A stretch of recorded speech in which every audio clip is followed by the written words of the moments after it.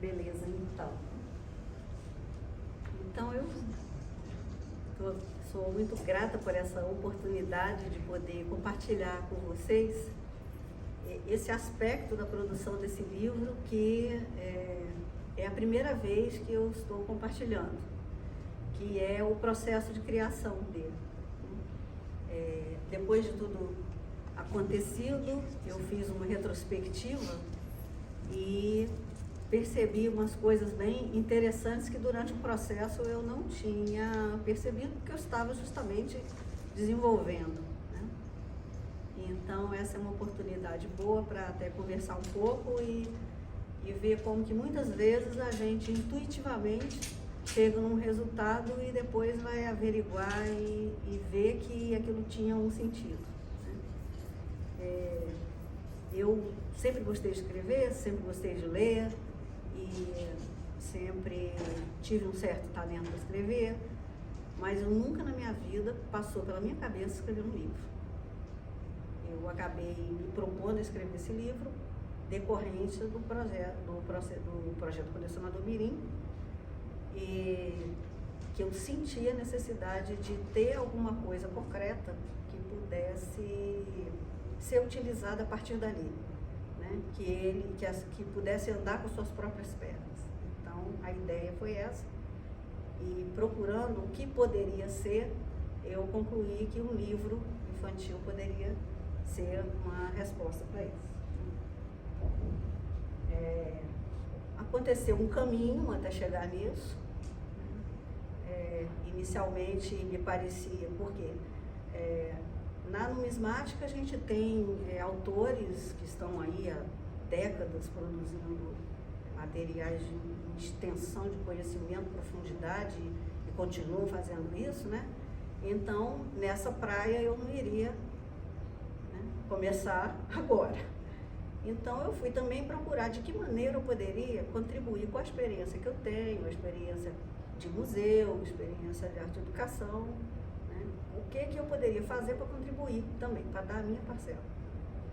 E aí, dentro do projeto Colecionador Mirim, nós já conversamos bastante sobre isso, me surgiu essa ideia então de fazer esse livro, né? O tema foi pensado em termos de contextualizar o assunto moeda, porque durante todo o tempo que eu fiquei no Museu de Valores do Banco Central, eu sempre senti falta disso daí, do entendimento do que é a moeda, antes de mais nada, antes de colecionar, antes de pensar, antes de entender, antes de falar de educação financeira, antes de falar de economia, antes de falar de alguma coisa, o que realmente é a moeda, o que é essa figura, né? Então, eu segui um caminho, né, que aqui eu fiz mais ou menos assim, um roteiro das ideias que surgiram, que opções que eu tinha, que opções que eu teria para financiar isso, para, né, a parte financeira da coisa, né? E as pesquisas que eu fiz, né? Inclusive essas pesquisas que eu fiz, eu pesquisei não só no Brasil, como também em publicações infantis do exterior, e eu encontrei várias coisas, várias publicações voltadas a crianças, voltadas à educação financeira, voltadas à numismática, mas eu senti falta de algumas coisas que eu vou mostrar aqui, que foi o que eu tentei fazer alguma coisa a mais. Não iria repetir ou fazer uma versão brasileira daquilo, né? Porque a história, basicamente, do dinheiro a gente vai encontrar em várias publicações, em mais ou menos profundidade.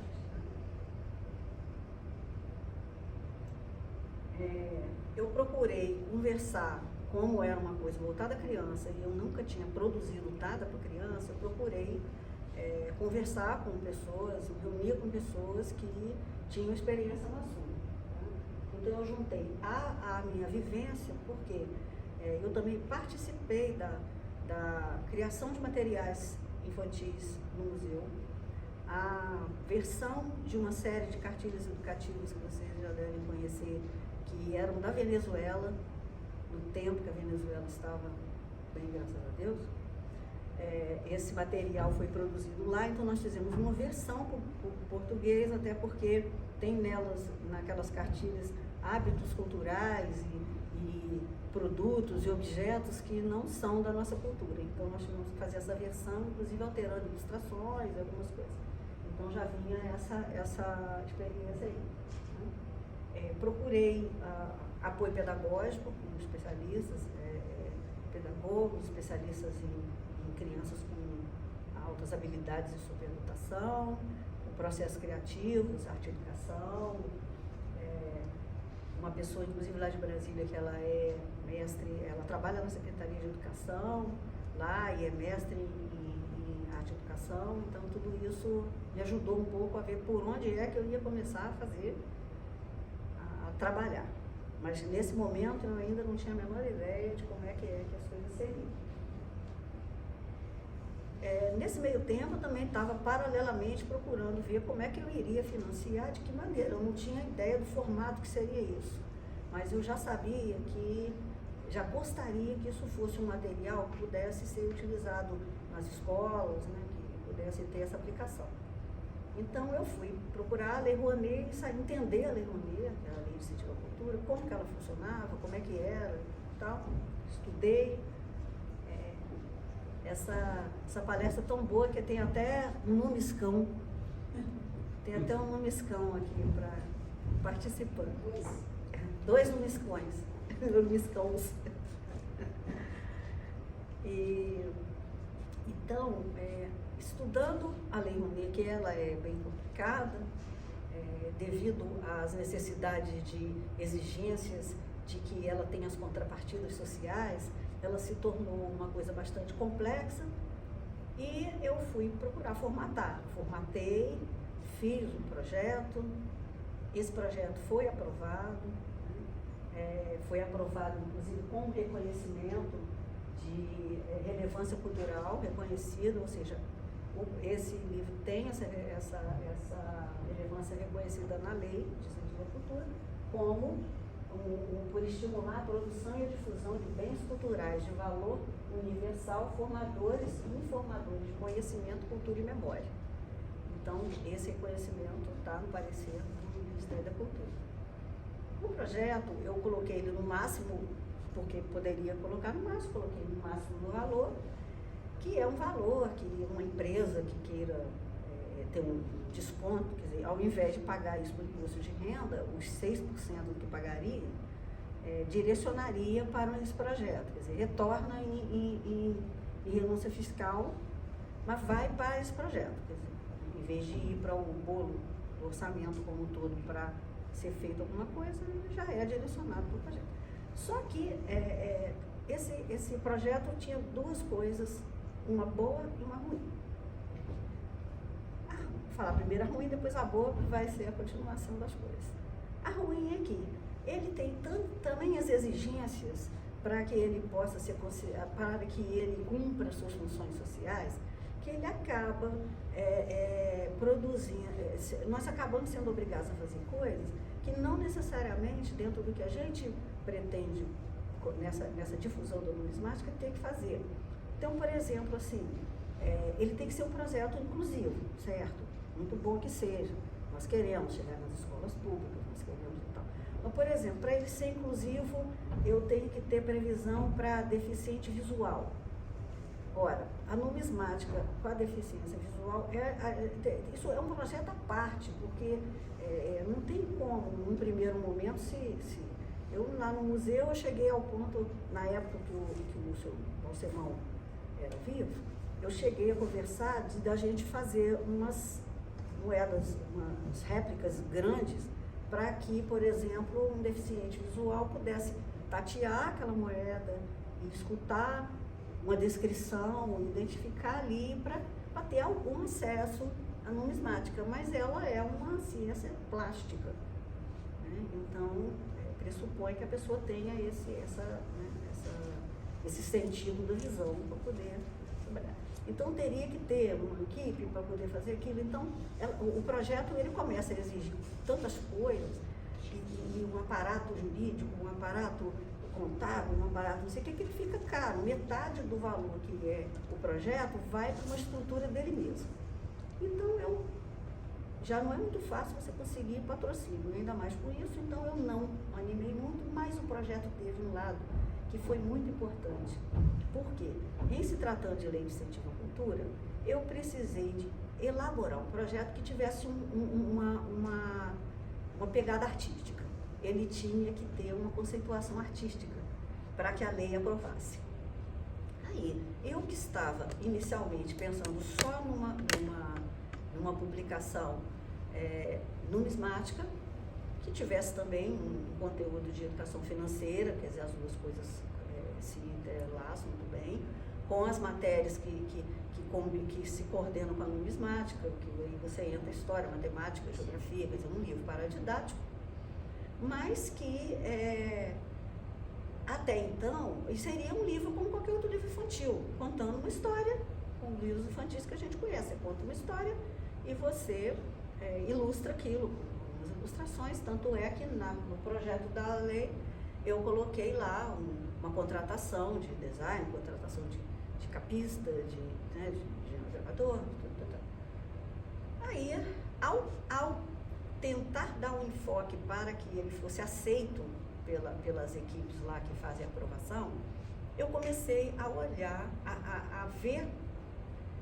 a vivenciar no numismático sob esse olhar artístico. Trazer isso para as crianças com um enfoque artístico, para que pudesse ser feito um trabalho educativo.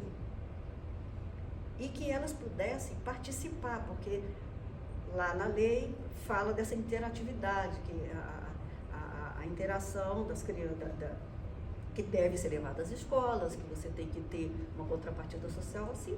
E aí, nisso, ao tentar convencê-los que esse projeto seria interessante, que recebesse esse valor, né, que pudesse ser aprovado e tudo, aí eu acabei me convencendo de que seria muito interessante se trabalhar a numismática através da arte. Então, aí, eu reuni todas essas coisas, a exigência de ser levada às artes, a exigência de ser apresentado aos professores, a um treinamento a professores, quer dizer, são coisas opções que tem lá, que sem elas você não consegue aprovar um projeto. E eu gostei disso. Então, a partir daí eu comecei a pesquisar livros, né, muitas coisas, comecei a tentar esboçar. No dia que eu abri um aplicativo e resolvi também que eu não ia contratar design nem coisa nenhuma, né? Eu ia assumir o meu lado design e iria construir a história junto, eu mesmo vivenciando aquilo junto, e o cenário que viesse eu iria produzir. Depois, se ficasse bom, sim, senão a gente partiria para uma terceira coisa, né? Quando eu abro o aplicativo, vem uma mensagem do aplicativo com essa frase, né? Se em princípio a ideia não é absurda, então não há esperança para ela. Veio dizendo que é do Albert Einstein, quero crer que seja, porque nem sempre essas frases, assinaturas, mas eu gostei dela. Então eu achei um desafio, falei, então é um desafio isso. Então vamos lá. Aí, na época, foi isso foi em 2019, eu tinha há pouco tempo criado um projeto do Colecionador Mirim, tinha feito o primeiro encontro virtual, e aí dentro desse enfoque artístico, eu falei assim, eu vou fazer uma experiência para ver até que ponto realmente isso é viável, esse olhar artístico das crianças em relação a esse assunto. Será que é mesmo? Porque uma coisa é a gente achar que é, outra coisa é ser, né? E a criança, ela não tem disfarce, nem ela, né, ela gosta ou não gosta. Então, eu fiz um festival de arte, até esqueci agora, festival de arte, no Instagram, e as crianças teriam que produzir uma arte com alguma peça numismática e publicar lá no Instagram. E aí eles começaram a mandar coisas. Essa é uma que foi enviado. E eles criavam do jeito que uns desenhavam, podia ser da forma como fosse. Então, esse Lucas Batista aí, ele é um menino que, inclusive, o que ele faz? Ele agora ele está com 13 anos, mas ele estava com 9 anos. Ele gosta de colecionar cédulas brasileiras, já gostava na época. Nas cédulas que ele não tinha no álbum dele, ele desenhava a cédula, ele desenha, entendeu? E coloca naquele lugar. Quando ele consegue a cédula, ele bota junto com o desenho dele. Eu já descobri esse menino no meio dessa brincadeira, vamos dizer assim, né?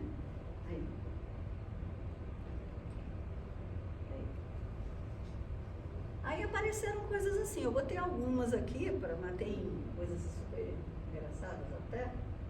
Deixa eu ver se você brincaram com a cédula do real.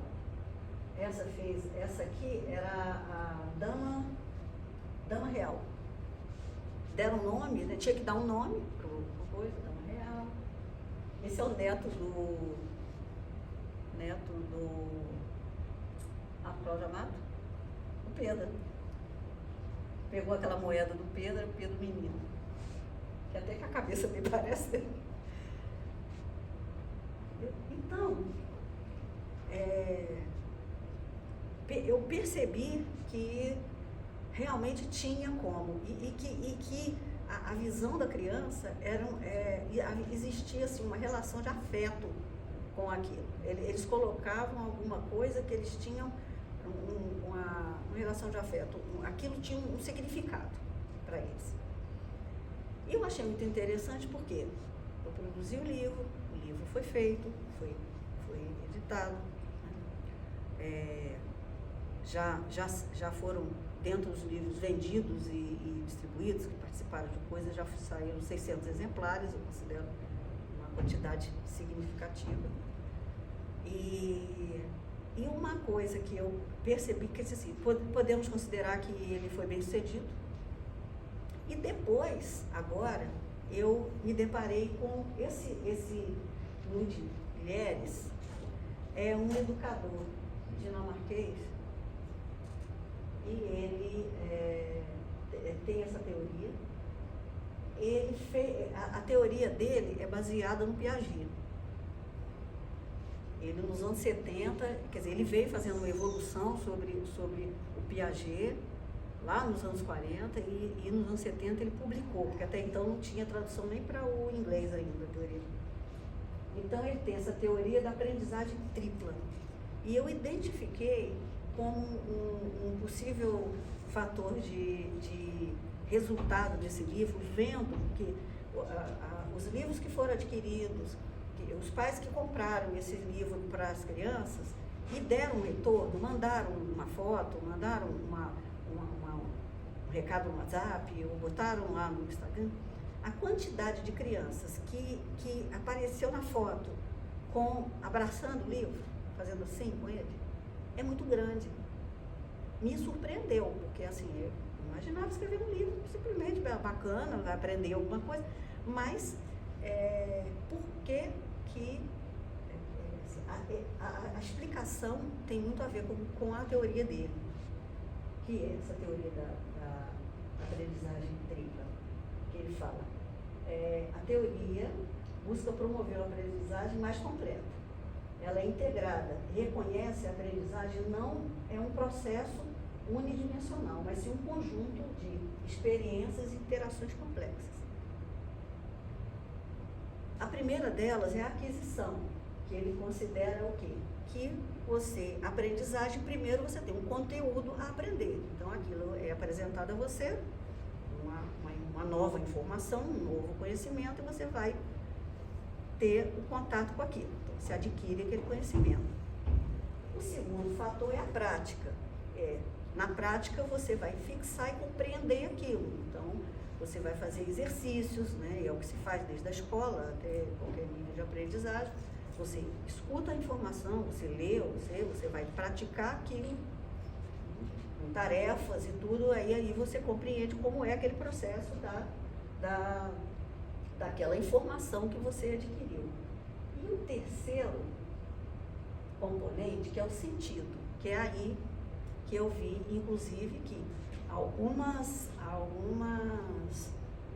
opiniões que se tem com relação aqui, que o colecionismo é uma coisa da personalidade, que tem pessoas que tem jeito para isso, tem gente que não tem jeito para isso, que tem, né, não tem como a gente, eu não tenho nenhum trabalho científico sobre isso, mas a partir disso aqui, eu creio profundamente que se você tem uma conexão, você estabelece com a pessoa, com quem está aprendendo, com aquela criança, seja quem for, uma conexão entre o conhecimento que está adquirindo, a experiência que teve com relação àquele conhecimento, se essas duas coisas são positivas. E junto com isso, você estabelece para ele um significado, se aquilo tem alguma coisa a ver com ele, de alguma maneira, aquilo passa a fazer sentido, né? Então, eu estava conversando aí no cafezinho mais cedo, o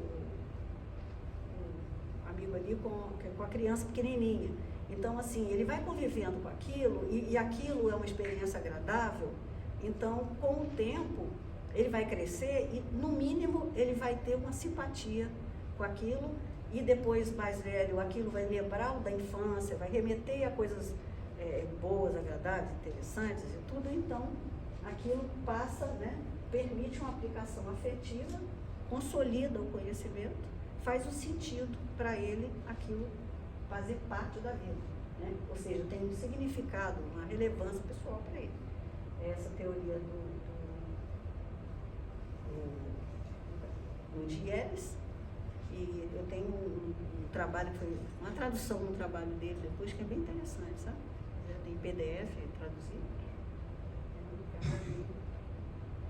Então, assim, eu tenho percebido nas palestras que eu tenho feito, em cima do livro, que vem com aquela parte de aplicação, quer dizer, eu fiz questão de ver essa parte de aplicação com professores, para que ele fosse um livro auto-aplicativo, não necessitasse especificamente de ter sempre alguém fazendo uma palestra, alguém do ISMAD fazendo uma palestra para que aquilo acontecesse, mas que ele pudesse ser aplicado. É que quando a gente coloca a informação para a criança e faz a criança vivenciar e se ver diante de peças, por exemplo, uma peça de 2.000 anos, essa peça aqui tem 2.500 anos.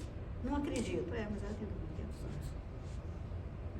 Então, você está falando lá do tempo que foi criada a moeda, e você tem a oportunidade de mostrar, a numismática é praticamente o único objeto arqueológico que uma pessoa normal, comum, pode possuir. Porque outros objetos arqueológicos de 2.000 anos não é uma pessoa comum que pode possuir. Não é? Você com R$500 você consegue comprar uma peça de 2.000 anos.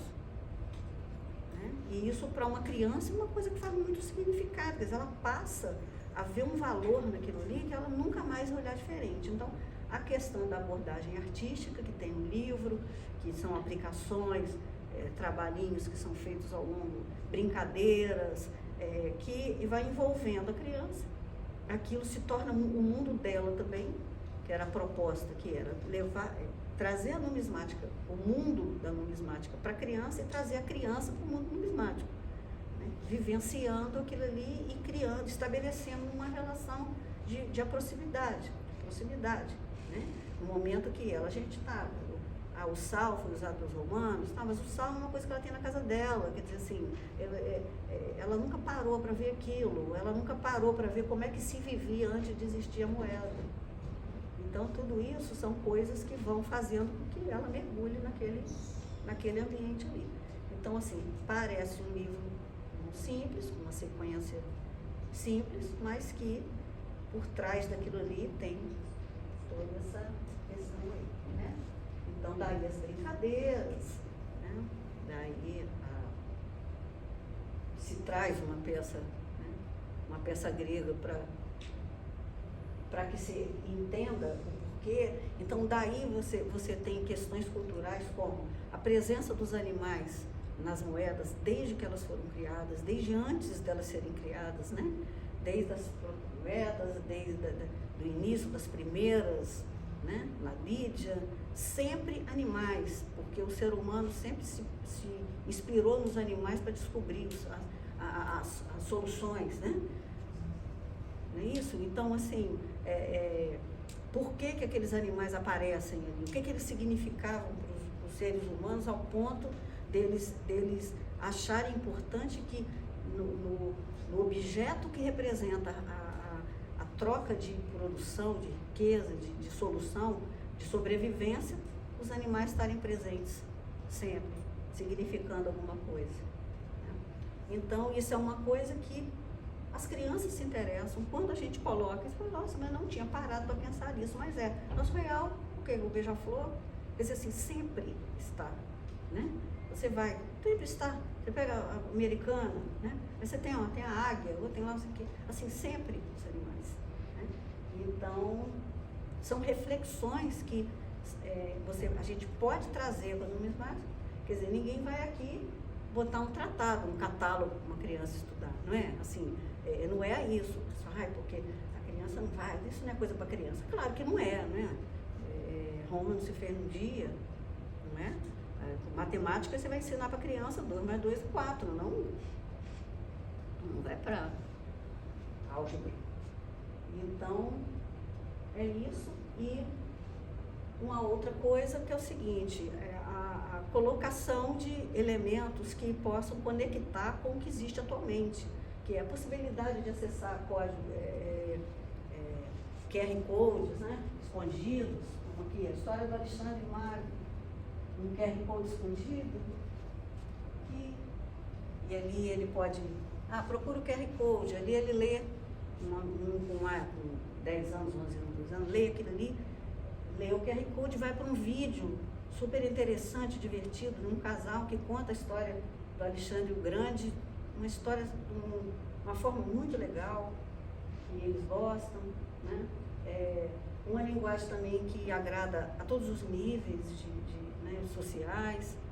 Eu fiz algumas experiências lá em Vassouras com comunidades carentes. Eu tenho fotos, eu nem coloquei aqui, das crianças sentadas assim, que não tinha nem lugar de sentar, sentado no meio fiozinho assim, rabiscando lá, desenhando, entendeu? E contentes, tá vendo? Abraçando lá, assim, é uma coisa engraçada isso. Isso me surpreendeu, porque eu não imaginava que chegaria nisso, né? Então, esse contexto do tempo, quer dizer, o tempo, os animais, são coisas, as atividades que podem ser, né, utilizadas pelos professores, né? Essa história do patacão tem uma coisa bem interessante de um amigo nosso, né? Que ele, como alguns numismatas mais antigos, a família não gosta, os filhos não querem nem saber disso, tem até birra e tal. Aí a filha, ele sempre mexendo lá com as coisas e a filha por lá. Aí um dia ele saiu de férias, comprou o livro, levou o livro de férias e foi. A menina só ficava no celular lá. Aí ele pegou e deu um livro para ela cá. Aí ela ficou umas 4 horas lendo o livro lá, que ele já achou diferente, porque não costumava ficar olhando outra coisa sem ser o celular. Aí quando terminou, ele virou e falou assim, papai, porque tem essa página do patacão. Por quê? Eu brinquei, por quê? Porque entra matemática, né? Que é você faz quantas patacas, né? O patacão, quantas patacas vale e tal. Aí eu falei, papai, você tem patacão? Eu falei, tenho. E ela estava perto do aniversário dela. Aí ele falou assim, você pode me dar um patacão de presente?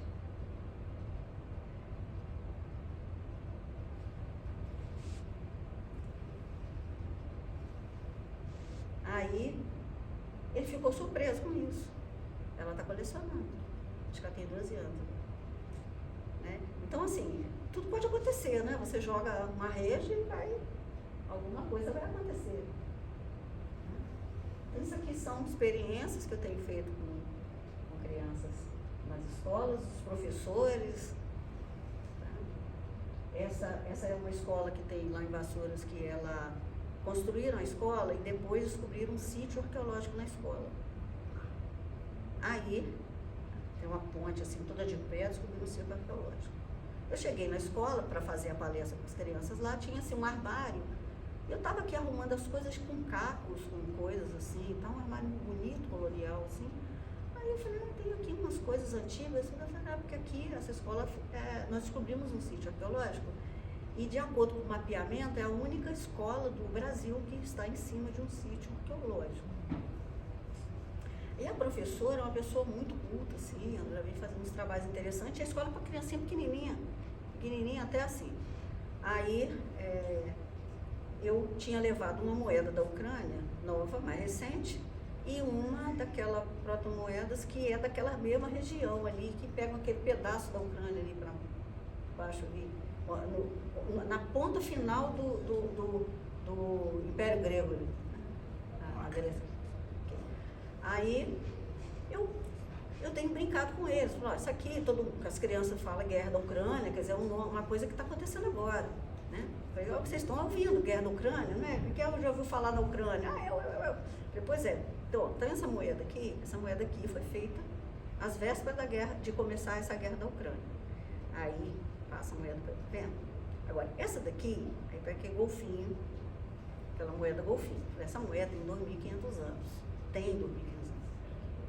Não é possível, né? É fake. Não, ela tem 2.500 anos. Então, ela é dessa mesma região. Há 2.500 anos, nessa região, onde é hoje a Ucrânia, que está tendo essa guerra, existia um grande movimento de comércio ali. E ali é uma região que tem muitas correntes, que ali é tudo feito pelo mar ali, né? Aquele golfo que tem ali. E aí, quando tinha mudanças climáticas e eles se perdiam, os golfinhos, eles andam ali sempre um trecho. E os golfinhos seguiam de guia. Então, eles tinham os golfinhos como se fosse assim um GPS de hoje.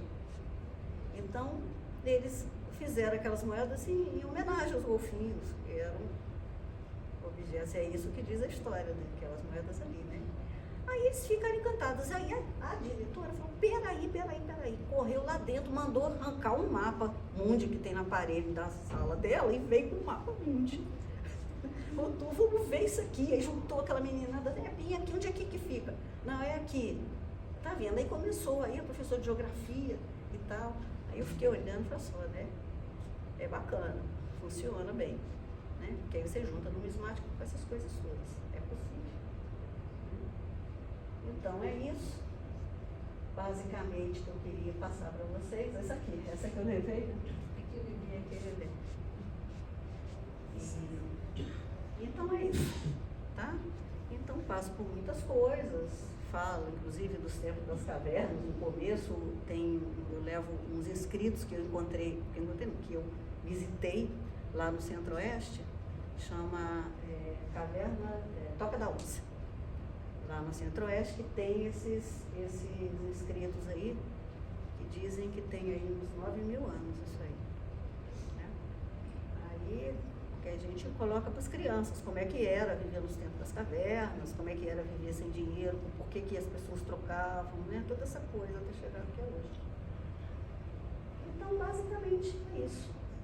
E agora estamos nessas distribuições dos encontros nas redes sociais, no Amazon está vendendo também, de vez em quando entra um lá e pede, os eventos e mais. Então, era isso que eu tinha.